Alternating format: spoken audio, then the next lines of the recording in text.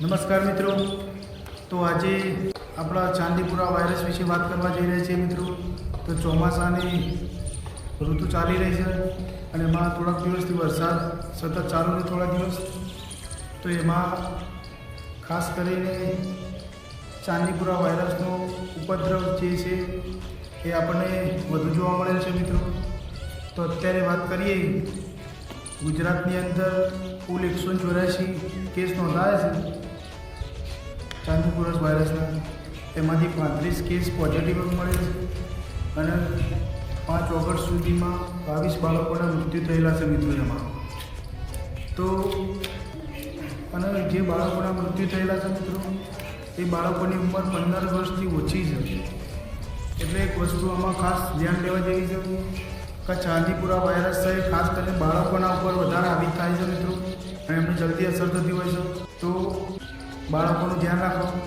બીજું કે થવા પાછળનું કારણ રેતીની માખી કે જેને સેન્ડ ફ્લાય નામથી ઓળખવામાં આવે છે મિત્રો, મચ્છર અને બીજા એવા ઝેરી જંતુઓ પણ ચોમાસાની અંદર કરડતા હોય છે મિત્રો. તો ખાસ કરીને ચાંદીપુરા વાયરસ થવાના કારણ રેતીની માખી એટલે કે સેન્ડ ફ્લાય નામની માખી છે, મચ્છર ટાઈપ, એ કરડવાથી થતો હોય છે મિત્રો બાળકોમાં. તો અત્યારે ચોમાસાની ઋતુમાં બાળકોને રેતીમાં બને એટલા ઓછા જવા દે રમવા માટે, કેમ કે એમનું ધ્યાન રમવામાં હોય છે મિત્રો.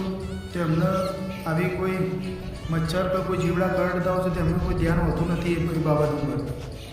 તો અત્યારે ખાસ બાળકોનું ધ્યાન રાખો.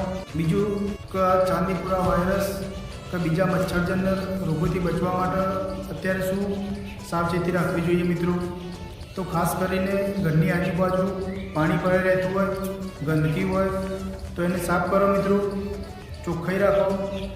બીજું, બાળકોને સાંજે અને રાતના સમય ખાસ કરીને પૂરેપૂરું શરીર ઢંકાય એ રીતે કપડો પહેરાવો. ચડ્ડા કે હાફ બોયની ટી શર્ટ ના પહેરાવો, કેમ કે અત્યારે મચ્છરોનો ઉપદ્રવ વધારે જોવા મળતો હોય છે મિત્રો. તો ક્યાંક ને ક્યાંક અત્યારે ચોમાસાની ઋતુમાં ખાસ કરીને મચ્છર કરડવાથી ઘણા રોગો થતા હોય છે મિત્રો, જેવા કે ડેન્ગ્યુ છે, ચાંદીપુરા વાયરસ છે, એવા વિવિધ રોગો થતા હોય છે મિત્રો. તો તમે બાળકોનું ખાસ કરીને ધ્યાન રાખો. બીજું કે રાત્રે સૂતી વખતે મચ્છરદાનીનો ઉપયોગ કરી શકો છો.